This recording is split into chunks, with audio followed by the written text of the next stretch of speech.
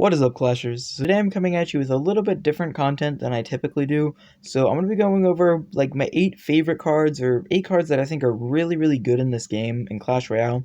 And we're going to just go over them. They're not in any specific order right now, so we're just going to head into this first one, the Valkyrie.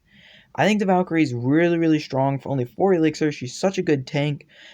She takes out swarms. She's really good at dealing damage to just single cards. I think she's really strong. She does a lot of damage to the tower as well, so if she's not being countered, then, I mean, it's just, what are you doing? She deals so much damage. She's such a good mini tank. I think she's a better option than the Knight in some scenarios, so I think that's what makes her so good. Next up, we have the Fireball. The Fireball is good because it deals so much damage to that tower. It can eliminate other troops that are 4 elixir to 5 elixir if you pair them with, like, let's say something good like a Log or a Zap or just something that deals splash damage. Like, let's even throw in that past example, the Valkyrie. It's just really good because it deals so much damage to the crown tower. As you can see here, it does 274 damage, which is a lot of damage.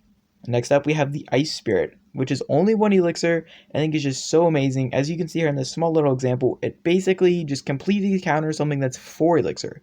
That is a 3 elixir positive trait. It can stop troops that are dashing towards your tower. It can slow down big pushes, or, like something like a Sparky can slow that down, allow you to possibly have just enough reaction time to be able to stop it. Also, because it only costs 1 elixir, it's not a very big commitment and can be paired with other small elixir cards to take out, like, bigger pushes. It's very good in 2.6 Hog Cycle, which is one of the best examples in which the Ice Spirit is used. It's also very good to pressure the tower just because it deals that small amount of, like, 150 damage, which really adds up over time if they're not paying attention. Okay, now we have the Dart Goblin. Personally, one of my most favorite cards. I think it's just so versatile. The range on a Dart Goblin is insane. It allows you to play it in both lanes to defend pushes. It's for only 3 elixir. It deals so much chip damage to the towers as well. It deals so much damage. It shoots so quickly. I think it might possibly need a little nerf. I think it's really strong. I don't know about in this meta exactly, but it's just a very strong card overall. Has a decent amount of hit points. It does get taken out by a Log, so if they have a Log, you might not get a lot of value out of it.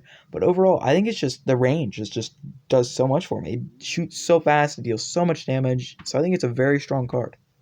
Next up, we have this Furnace. So the Furnace, I think, is a really good card because it's great for pressuring the opponents, especially, let's say you're going against somebody who's playing a Golem deck.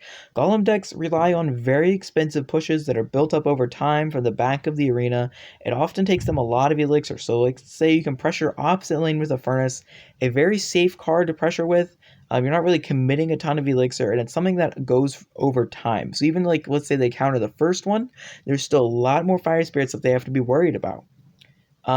And I think it's a really good offensive and defensive card, although the fire spirits aren't the best on defense. They still help get you some chip, but for 4 elixir, I think it's just a really good offensive card that's meant to pressure the opponent for a very long amount of time. 33 seconds is nothing to sneeze at when you're playing Clash Royale, guys. Next are these Bats. I think the Bats are one of the most goated cards in the game. They just deal so much damage. There's 5 of them, which is just allows them to deal so much damage so quickly. They attack so quickly. However, they're not very good. Let's say if people are running Zap, then they're not very good. But, I mean, who runs Zap? I haven't seen Zap in a very long time. But yeah, paired with mini tanks, they completely just annihilate heavy pushes. Like, let's say, like Mega Knight or Golem. They just deal so much damage. They're so small. And people don't really think to counter them because, I mean, they're just bats. Like, what are they going to do? Then next up, we have these Wall Breakers. Wall Breakers, I think, are also one of the strongest cards for me personally because I like to run fast cycle decks. They're not necessarily hard to counter because you can play buildings, there's small spells, there's even troops like Skeletons or Ice Spirit that can help counter at least one of them, or played together can counter actually both of them. But I think they're really strong because they deal so much damage to the tower if not countered. Like, it's just incredible the amount of damage they can have.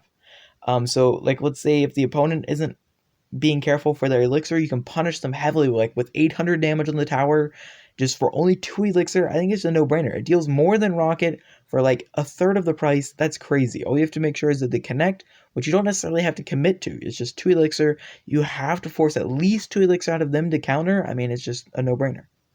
Finally, here we have the Knight, one of the strongest cards in Clash Royale, a very staple card in Clash Royale. He's a very good mini tank for only 3 elixir. However, he's not very good against swarms. But I still think he's really good.